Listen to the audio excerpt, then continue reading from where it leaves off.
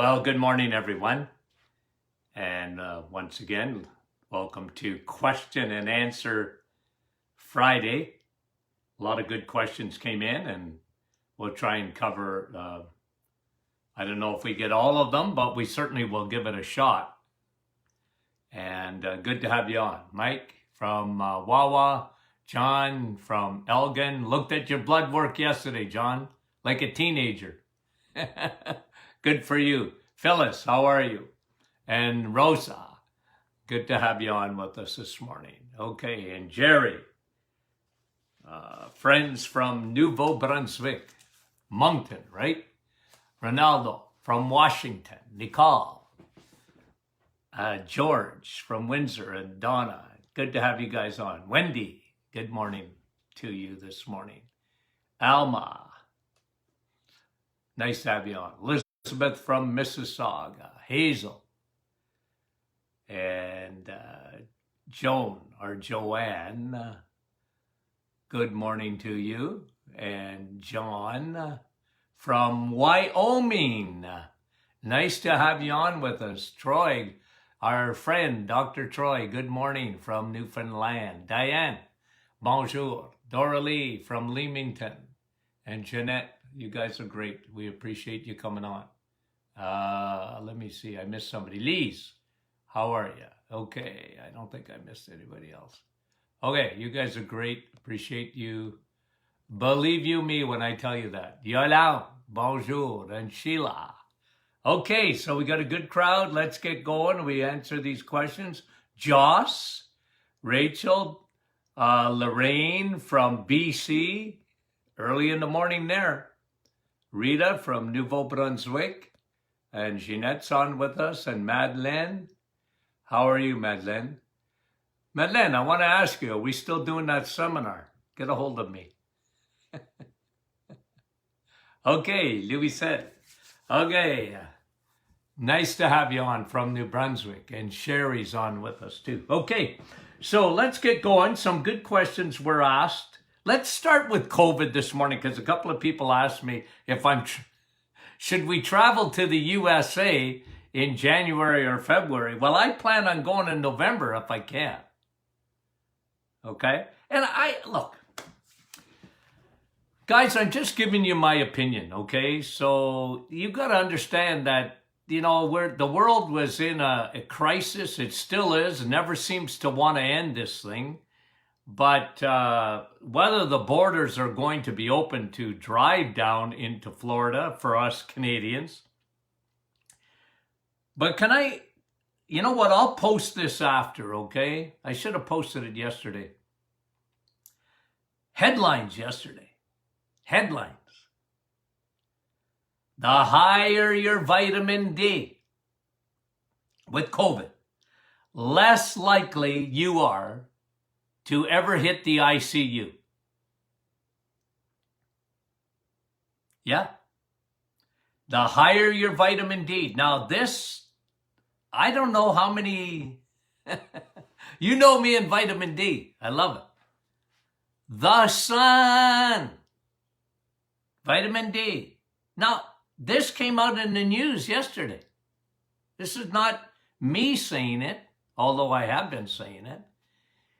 Vitamin D is so essential for your immune system. If you can, find out what your vitamin D levels are. Your serum vitamin D. In the United States, I like it between about 60 and 100. In Canada, 150, 200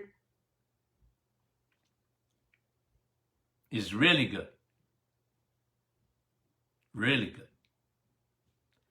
So, imagine if we can't go to, us snowbirds can't go to Florida. Right now you can fly there, okay? And there's some good questions because, somebody was asking about, I think Claire asked, and about herd immunity when 88% of the population is metabolically unwell.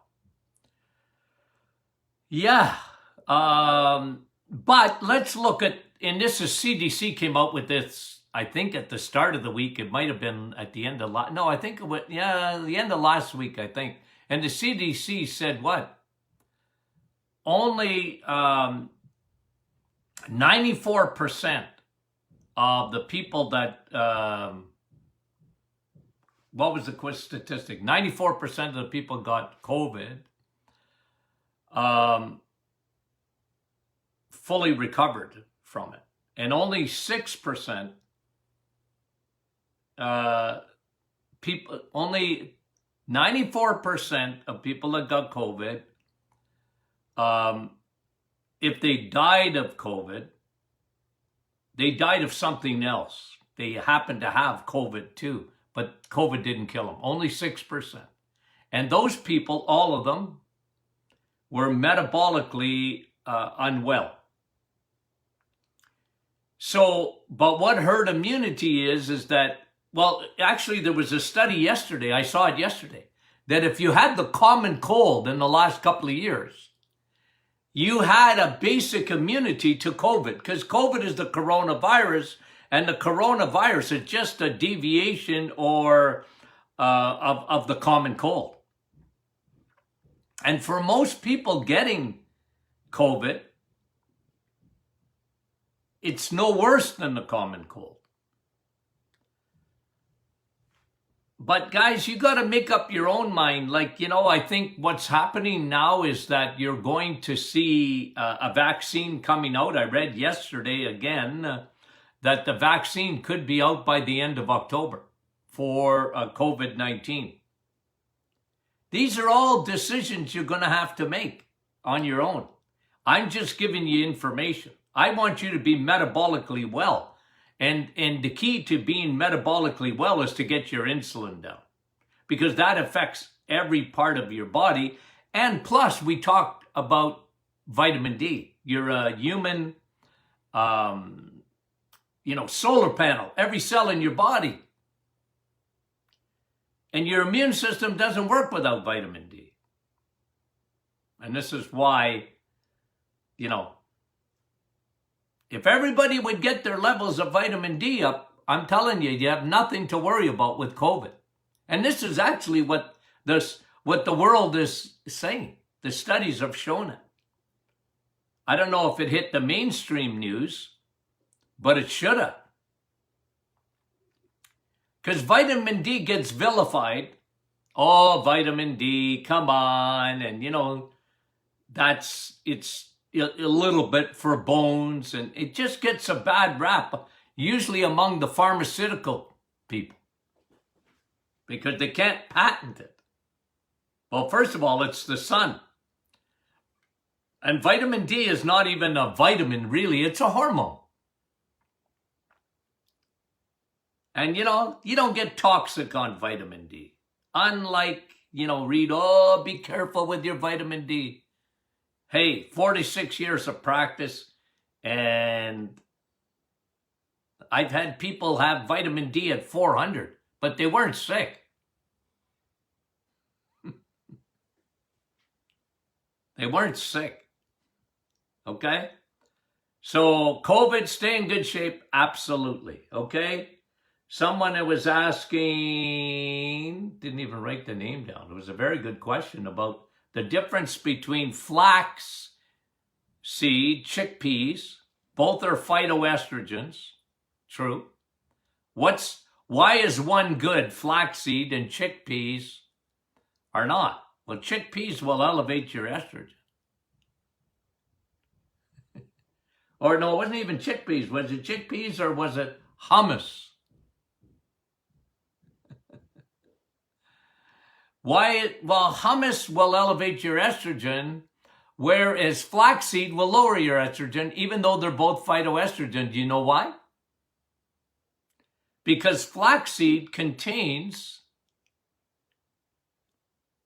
lignans. L-I-G-N-A-N-S.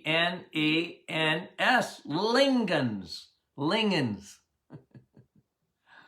Lignans lower your estrogen. That's why I've always liked flaxseed. It's good for you. It'll lower your estrogen, ladies. So you can put it, in Dr. Martin's Perfect Smoothie. Flax seeds. They're good for you. Now, if you got diverticulosis, whatever, grind them up. But they're good for you because they have lignans. And hummus doesn't. Chickpeas don't. Good, very good question. Melissa, who is never thirsty. Yeah. A lot of people are not thirsty, Melissa. Don't wait till you're thirsty to drink water. Drink 2 liters, trust me. I didn't come up with 2 liters out of nowhere. It came from clinical experience. 2 liters. The vast majority of people need 2 liters. Some need more, and very few need less. You need 2 liters of water, and only water is water. Vitamin W on the Martin Clinic alphabet of vitamins. Vitamin water. Water. You need it. You're like planet Earth. 70% of planet Earth is water. So is your body. Your blood will be too thick without water. You don't want molasses for blood. You got, 60,000 miles of blood vessels?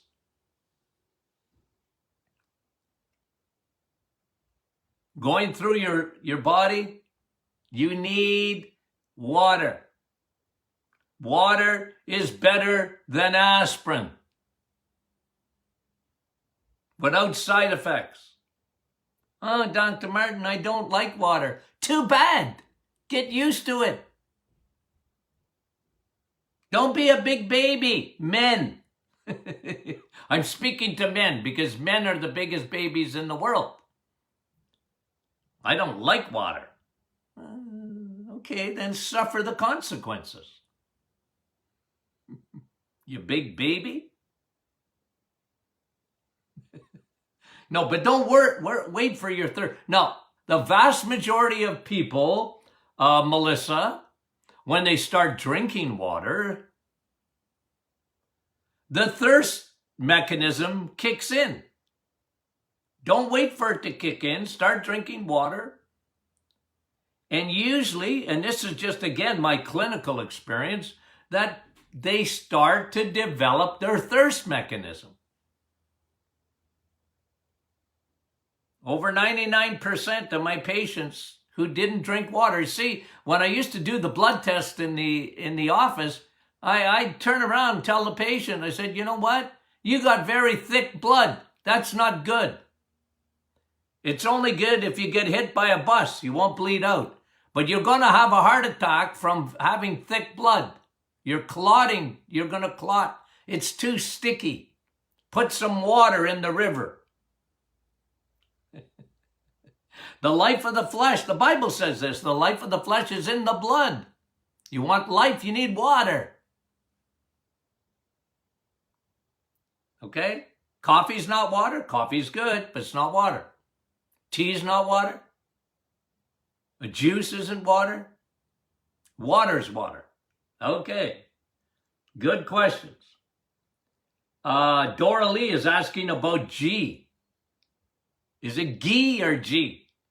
I don't know. Right? Ghee. It's butter that has some of the milk solids taken off. It has more fat than actual butter has. Is it good for you? Excellent. Does it have vitamin K2? Absolutely. It loses nothing of the nutrients of butter. And you know me and butter. I love it. If I didn't have B12 on my list of B's, butter would be vitamin B because it's got so much K2. And what does K2 do? It takes calcium out of your bloodstream.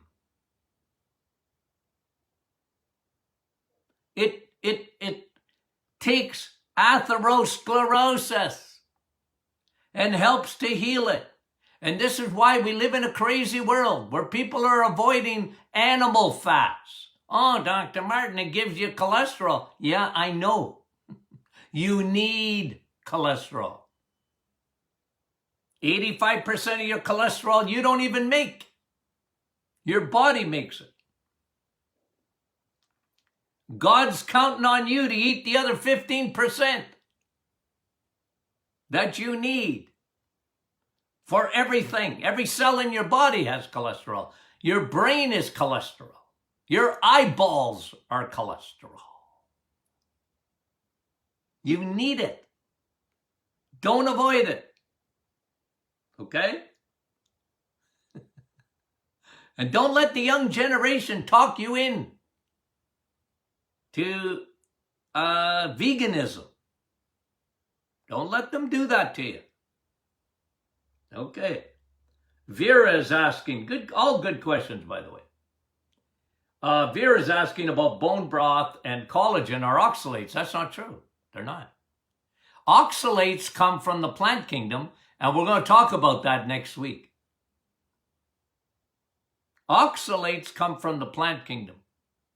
We're going to talk about kidney health next week. New study came out, and I want to touch on it. It's very important. Okay?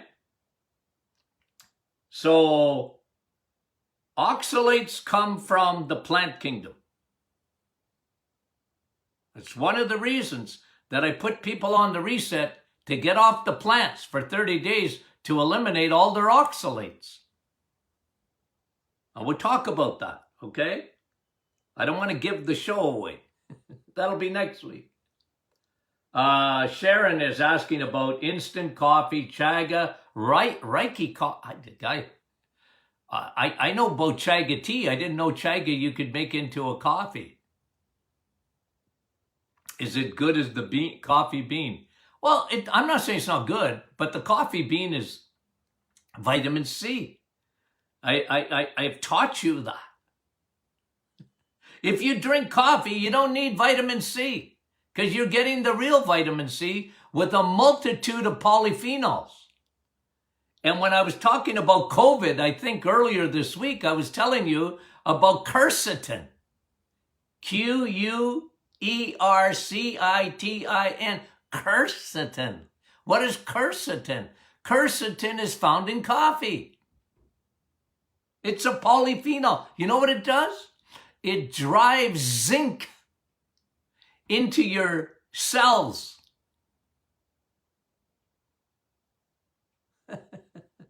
It drives zinc into your cells. What's that do? That really helps fighting COVID. Now, how do you get zinc?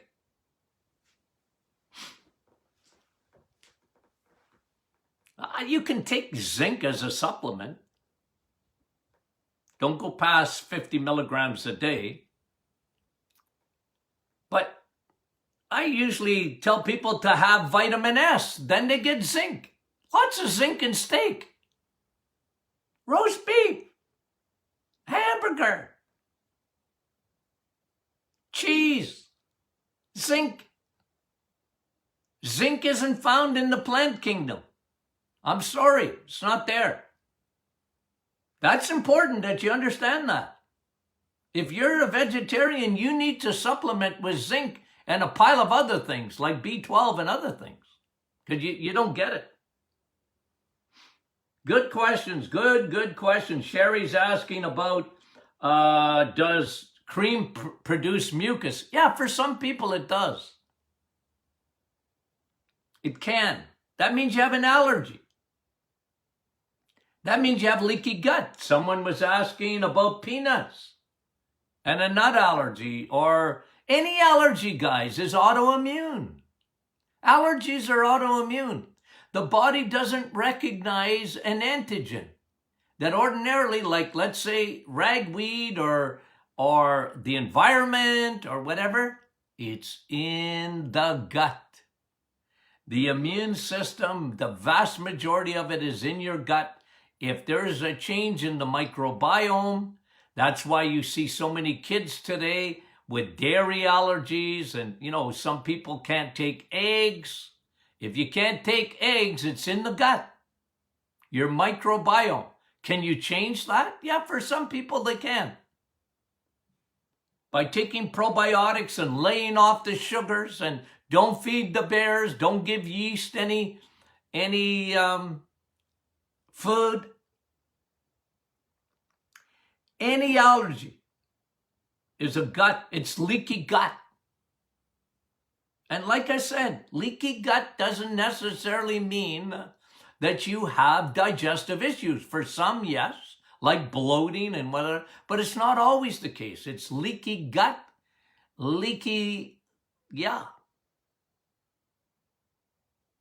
brain, skin, lungs, sinuses, leaky joints. Yeah, for a lot of people, it's all leaky gut. But any allergy that you have in cream, for some people, will give them mucus. For kids that come in, they're always got a cold and earaches and whatever. I often get mommy to get them off milk. Now, you know me with milk. I'm not big on milk. I'm big on mummy's milk. Then after that, wean the child on water as far as drinking. No juices, water. They don't need milk after mummy's milk. That was brought to you, I get it, the dairy industry. And you know me, I'm the farmer's best friend, but milk at the grocery store level isn't milk. Now, if you can give a child whole milk and you got a cow in the backyard, well, then drink that stuff. It's good for you. It's the grocery store stuff that is white Pepsi. Okay. Al is asking about, he's got low testosterone. Should I take an injection? Well, you got to decide that with your doctor. Al, I can't comment specifically. Let me just tell you that there's a lot of people, a lot of men go around, they got more estrogen than they have testosterone. Very common today. That's why you see so much prostate cancer. Prostate cancer is too much estrogen. Breast cancer is too much in thyroid. It's one of the biggest factors is estrogen dominance. And it's always in relationship to progesterone. So, do you get injections? Well, if you're that low and you need injections, but generally the reset.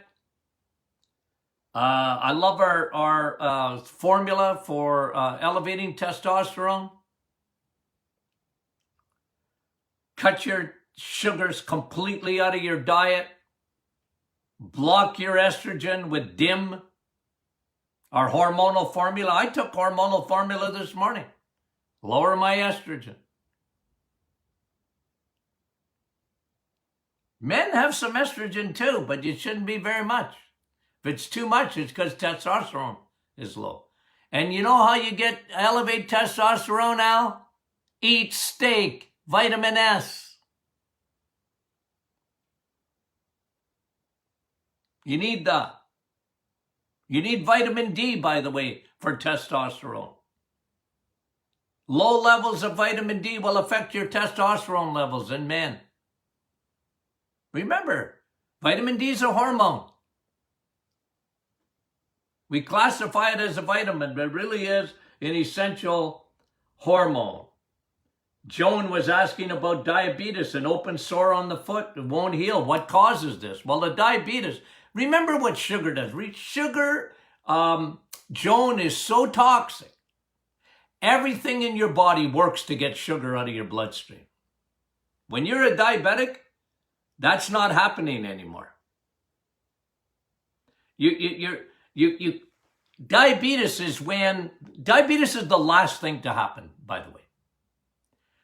So many people are already diabetic but they're not classified as a diabetic because they're only relying on their blood sugar for the diagnosis instead of going by symptoms of insulin resistance. But what happens in a diabetic? Now insulin can't get into the cell fast enough because diabetes is not a disease of high blood sugar.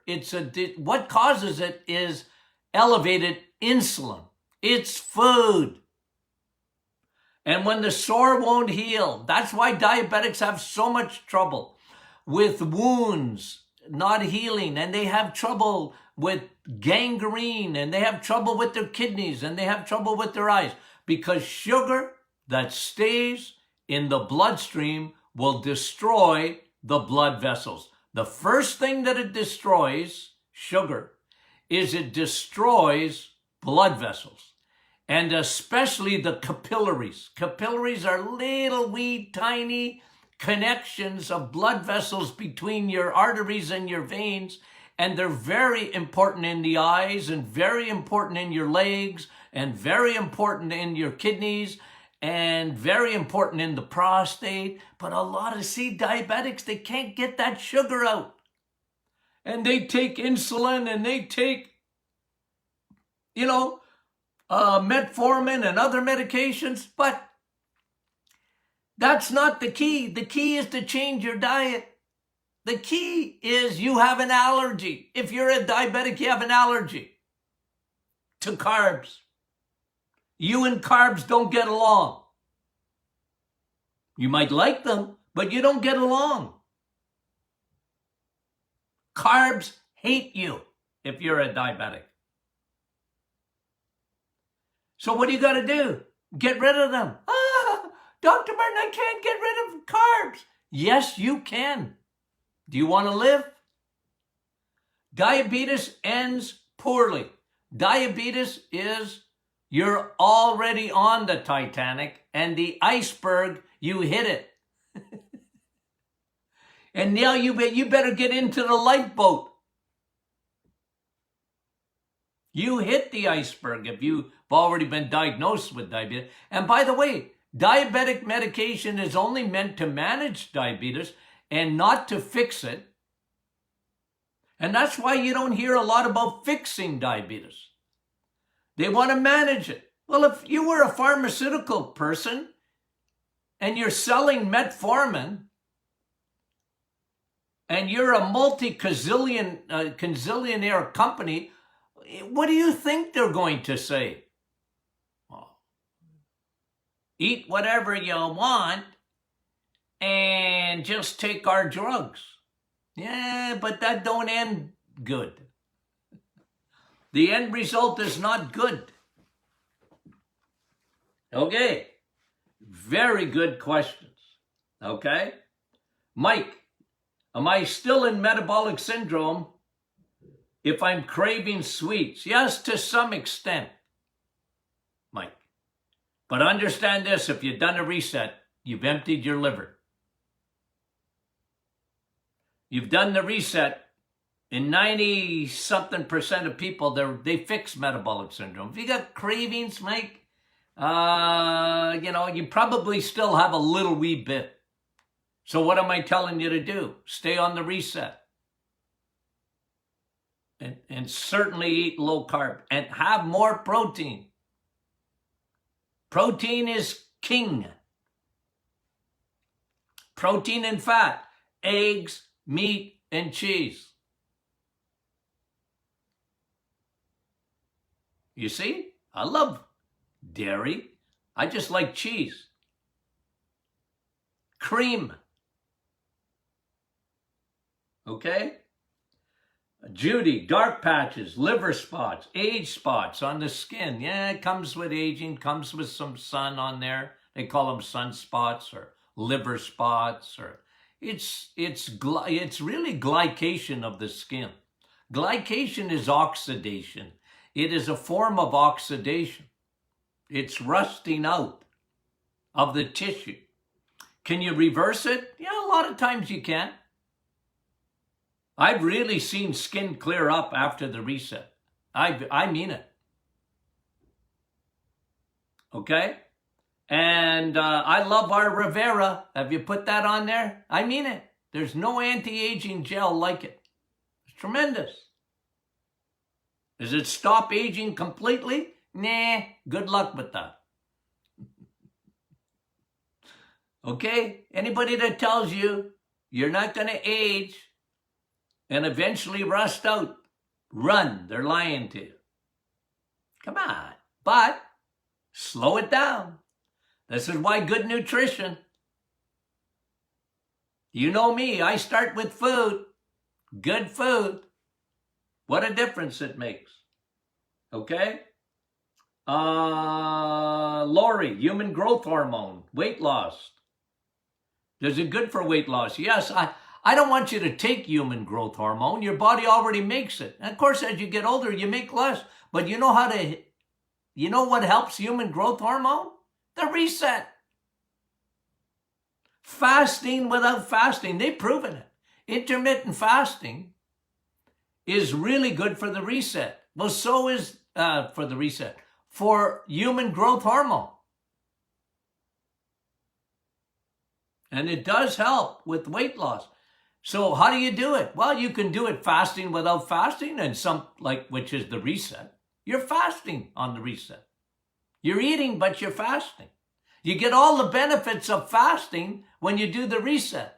Why? Because that food is so nutrient dense. And then because you're not hungry, a lot of people, they shorten their windows of eating. They just keep they stop eating at 6 o'clock at night. And for a lot of people, they don't eat for 14 hours or up to 18 hours or even longer for some people. Like every individual is different. But I like intermittent fasting. Why? You're not using any insulin. But when you're doing the reset, you're not really using your pancreas is on a holiday, man. It's not having to worry about sugars in the bloodstream. It doesn't mean insulin's not working, but it's not working very hard. It hardly has to do a thing. And you're fixing insulin resistance at the cellular level. You're fixing the lock in the key in the lock, which is jammed with insulin resistance at the cellular level. And you're fixing that. You're greasing the lock. And now the key turns. That's why I created that. Okay. Mahmuda, colic, babies, constipation. Well, they got leaky gut. Probably came from mommy, right in the placenta. Ordinarily, what I found, mommy on antibiotics. Someone was asking about autism. Can you reverse it? Not reverse it, but my protocol for autism it's really helped a lot of children over the years. Nutrient-dense food, it's not easy. But you get them off the crappy carbs.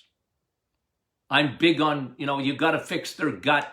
They always have leaky gut. Leaky gut, leaky brain. They always, I've never seen an exception to it, have a fungal infection. And we talked about this week, fungus and Alzheimer's, fungus and autism. 100%. You have to get rid of that. Okay? And colicky and constipation. Mommy takes probiotics if they're breastfeeding. They take a broad spectrum probiotics, and baby gets it right through the milk. And you can put a little bit of probiotic powder. I like doing this, telling mommy you're nursing and you got a colicky baby. Put a little bit of probiotic right on the breast. There is probiotic on the breast, by the way. There's bacteria there. They're getting good bacteria from mommy when you breastfeed. But the problem with a lot of times is mommy's taking antibiotics and they don't have any good bacteria left. Mommy took antibiotics. So put some probiotic right on the breast. Good for you, mommy, and good for baby. Amazing what happens.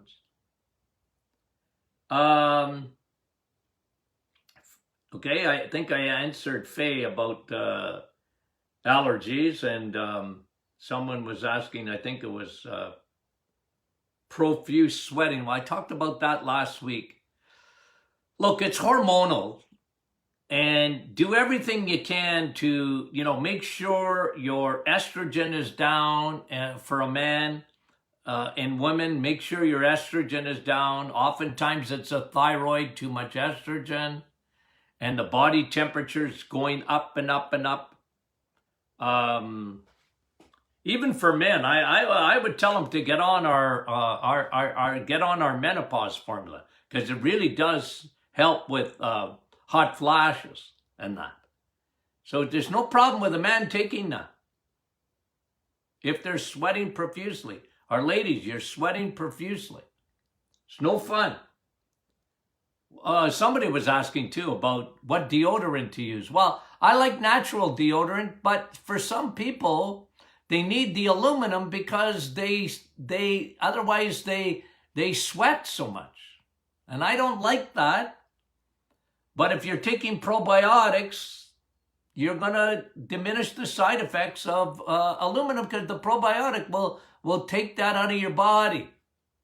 And especially if you're doing a liver, because where you want to detox that aluminum is in the liver.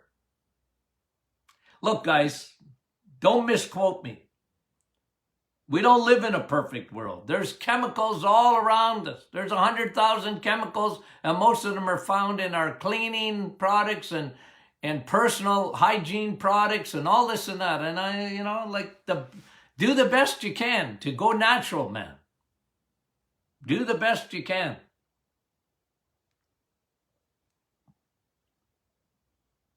Okay? Do the best you can. What are the benefits of scented candles? Well, look, our side effect. Look, I like essential oils.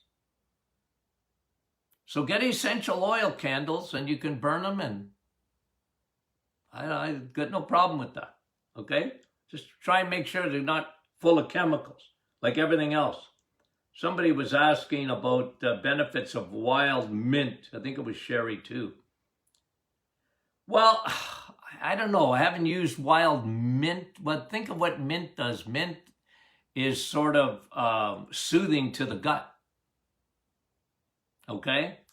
But clinically, I have IBS I like mucilages that literally coat the gut. I love aloe vera. Okay? That literally coat the gut. Okay, I think one more question. Anne, hi, urea. Why? You know what? We're going to talk about that, because we're going to talk about kidneys and uric acid and oxalates. Promise. We're doing that next week. I promise. Okay. So, I hope I didn't miss any. Thanks for all the questions, guys. You guys are great. I appreciate that. Believe you me. Okay? So, next week, Lord willing, we're going to have lots of fun. We're gonna hit some really important topics, okay? The health news behind the news, and give you some perspective on it, okay? Which we are happy to do, and we appreciate all the good feedback. If you're not part of the Martin Clinic Facebook group, please get in there and join your friends, because some of these questions really get answered. Was somebody asking a question maybe I missed it. I wanted them to put it. But, sometimes put those questions in the group. And our staff will often answer them. But a lot of times, the people in the group answer them. They have the right answers for that. So that's where that discussion in the group gets really good. We got a smart audience, let me tell you that. I'd put our audience up against anybody's. I mean that. Okay, so have a great weekend, Labor Day weekend. Monday, I'm going to be on. Okay? I'm coming on Monday, even on Labor Day. Okay? Well, maybe we'll talk about labor. Okay, love you guys.